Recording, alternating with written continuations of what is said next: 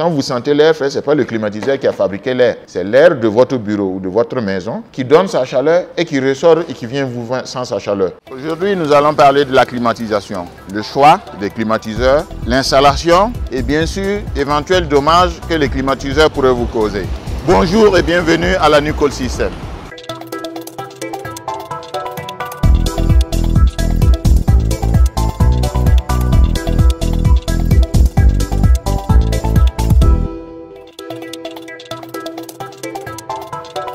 Comme vous voyez ici, on a un climatiseur complet. Vous avez le moteur qui est celui-là que vous voyez qui sera exposé à l'extérieur de votre maison. Et vous avez cette partie qui est la partie interne qui sera mise à l'intérieur, bien sûr, de la maison ou du bureau. Et cette partie que vous voyez sur l'ouverture, là où l'air frais vous arrive. Donc quand vous démarrez le climatiseur, vous allez voir cette partie qui va s'ouvrir, là où vous commencez à avoir l'air frais qui vous arrive. Donc aujourd'hui, nous allons parler des climatiseurs.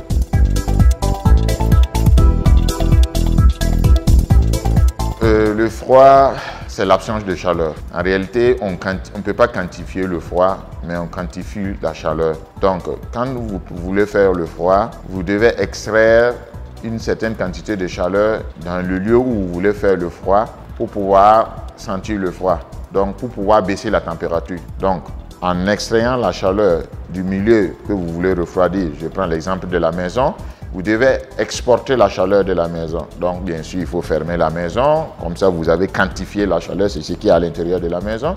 Et maintenant, votre climatiseur, son travail, c'est absorber la chaleur à travers l'unité qui est à l'intérieur et aller céder cette chaleur-là à l'extérieur, là où vous avez le moteur.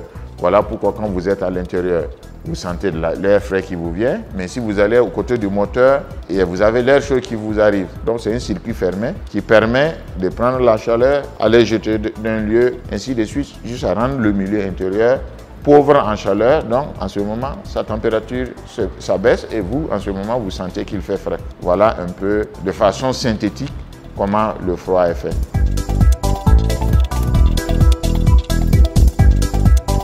Il y a plusieurs puissances frigorifiques.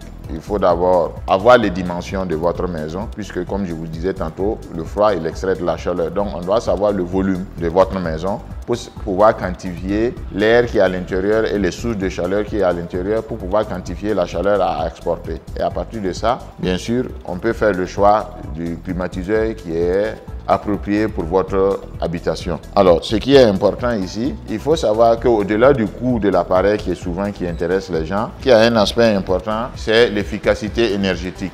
Parce que quand vous allez payer un appareil, c'est un appareil, tous les appareils de froid consomment de l'énergie et consommant l'énergie électrique, vous devez bien sûr penser au coût de la facture que vous allez payer tout le long de l'utilisation de votre appareil. Donc il faut regarder que ce soit un appareil possiblement inverteur, parce que les appareils inverteurs ne consomment pas beaucoup de courant, parce qu'on a des appareils qui sont on-off, ça veut dire quand on démarre, ça démarre à 1000, donc ça consomme beaucoup de courant au démarrage. Et on a des appareils qui sont inverteurs, et inverteurs, ça veut dire qu'il a une façon de démarrer plus lentement, ce qui fait qu'il n'y a pas une consommation abnorme de l'énergie. Ce qui veut dire que celui qui a un climatiseur inverteur et celui qui a un climatiseur sans inverteur, les deux, celui qui a un climatiseur sans inverteur paiera beaucoup plus sa facture d'électricité parce que le fonctionnement de cet appareil ne lui permet pas. Quand même tous les deux vont donner le même froid, mais il y a un qui dépasse beaucoup plus. Donc il faut penser d'abord à prendre une technologie inverteur. Généralement, c'est plus coûteux, mais ça vous coûtera moins cher même au bout d'une année. Parce que le surplus que vous allez payer par rapport à celui qui prend un climatiseur on-off, le surplus que vous allez payer en courant en une année ou en 10 mois, vous avez déjà récupéré ça. Et vous imaginez que vous tenez le climatiseur pendant plusieurs années, ce qui veut dire que le restant des années, là, vous êtes en train de jeter votre argent. Donc souvent, c'est mieux de payer un climatiseur à inverteur qui vous coûte plus cher, mais toute la vie du climatiseur vous permet d'économiser de l'argent en termes d'énergie et aussi de ne pas consommer inutilement le courant. Maintenant, un autre aspect en plus, c'est ce que vous voyez, c'est la classe d'efficacité énergétique. Vous voyez, ça commence A++, donc 3 fois plus, A+++, vous avez A++, et puis A+.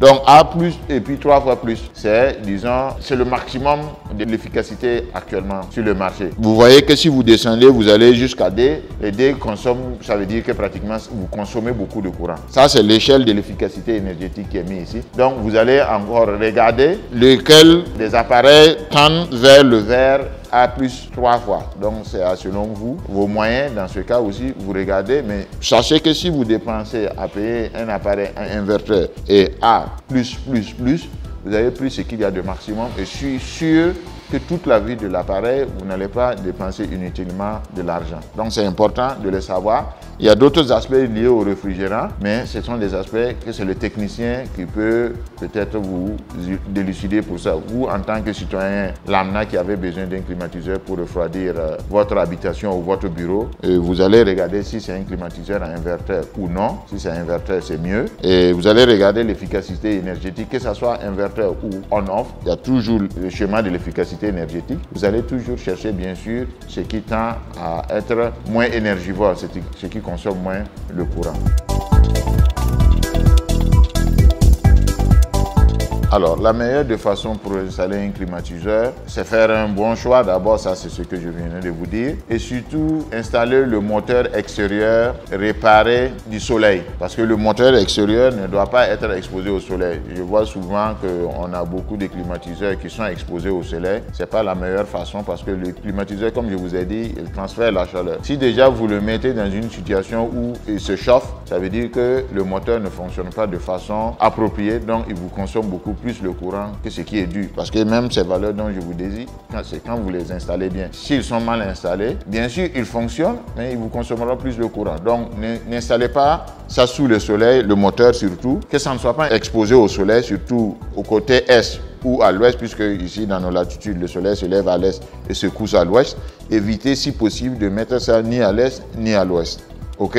Si vous êtes obligé de le placer parce que votre maison est d'une position où seulement c'est là-bas vous avez l'est ou à l'est vous avez l'espace, au moins au niveau des climatiseurs, faites une petite toiture qui fait que les rayons solaires ne tapent pas directement le moteur. Voilà, vous pouvez faire comme une petite toiture, une demi-tôle, juste pour couvrir le moteur là pour que le soleil ne tape pas là-dessus. Ça, c'est important. C'est aussi important de ne pas mettre ça entre deux murs parce que vous pouvez mettre ça au nord ou au sud, mais si vous avez la maison du voisin qui est juste à côté, vous avez juste 1 mètre entre les deux maisons, vous mettez ça, ça veut dire aussi que l'air chaud qui va sortir du climatiseur va taper le mur et vous retournez en arrière et le climatiseur, ça va faire un cycle rond qu'il absorbe toujours la même chaleur, qui se chauffe et retourne. À la fin de compte aussi, ça consomme le courant.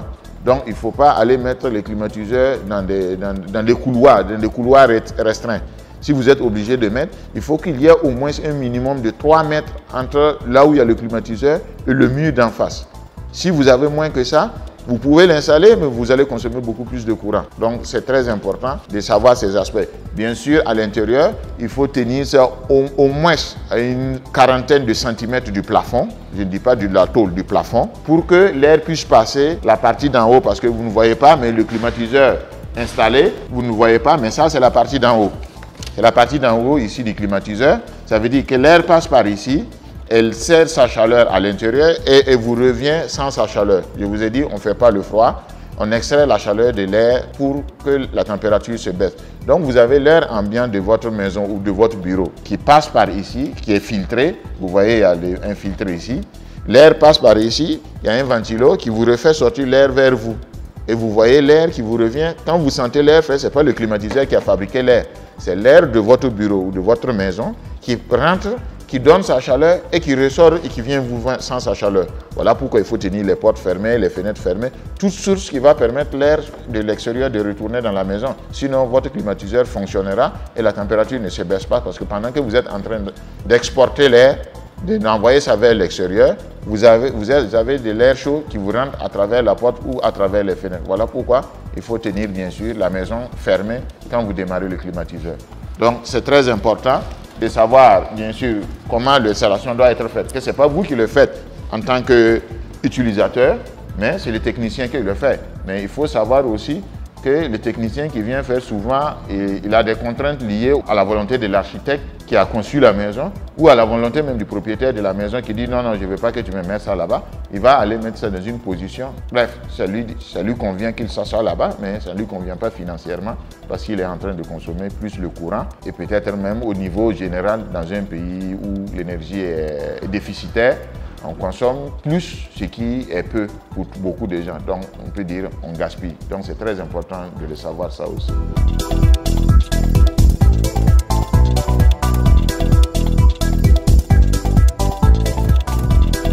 Je reviendrai une émission spécifique sur ça parce qu'il faut savoir que la question du changement climatique, les gaz réfrigérants qui sont introduits dans les climatiseurs jusqu'à nos jours n'avaient pas d'impact, disons, en termes d'inflammabilité. Alors, les nouveaux réfrigérants qui sont recommandés, quand on construit déjà certains climatiseurs avec des réfrigérants appelés R32 ou R290 qui sont en train de rentrer sur le marché africain, contiennent ces réfrigérants dont je viens de citer, R32 ou 290, ce sont des réfrigérants inflammables. Ils sont bien différents des climatiseurs comme celui-là qui existe encore une certaine quantité sur le marché, mais les nouveaux qui sont en train d'arriver contiennent ce type de réfrigérants-là. Donc justement, la manipulation de ce type de réfrigérants par rapport à ce qui a été utilisé aujourd'hui est bien différent.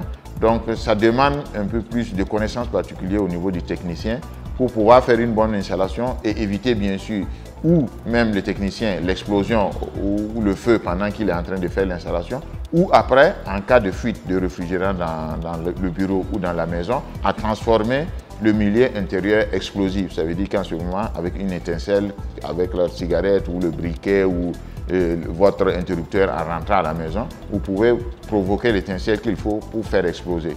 Malheureusement, on a déjà vécu des cas d'explosion au Nigeria et même tout récemment, il y a 2 mois de cela, il y a eu une explosion mortelle au Zimbabwe où un technicien et puis son père, malheureusement le jeune, il a perdu la vie. Donc je reviendrai sur cet aspect-là parce que c'est très important, c'est le futur. Comme je vous dis toujours, le froid, c'est le pied manquant pour le développement du continent africain. Et si on perçoit le froid comme les climatiseurs, ces climatiseurs poseront beaucoup de problèmes au niveau des techniciens, au niveau des utilisateurs aussi. Et bien sûr, ça ne nous permettra pas de faire avancer le froid comme réfrigération qui permet de conserver nos denrées alimentaires, que c'est toujours un segment du froid qui est méconnu. Donc, nous allons y revenir. Boama TV, l'autre télé, by ProOrg.